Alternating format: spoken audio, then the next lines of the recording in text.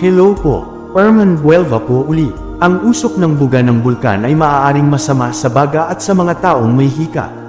Ang usok ng bulkan ay naglalaman ng mga particulate matter, gases, at iba pang mga paluyutan na maaaring makapinsala sa kalusugan. Mga epekto sa baga. Una, ang usok ng bulkan ay maaaring makairita sa baga at magdulot ng mga sintomas tulad ng ubo, hirap sa paghinga, at sakit sa dibdib.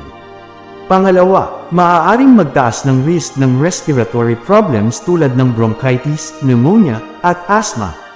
Pangatlo, ang matagal na exposure sa usok ng bulkan ay maaaring makapinsala sa lung function at magdulot ng mga problema sa paghinga. Mga dapat gawin. Una, kung mayroong buga ng bulkan, manatili sa loob ng bahay at iwasan ang paglabas upang maiwasan ang exposure sa usok.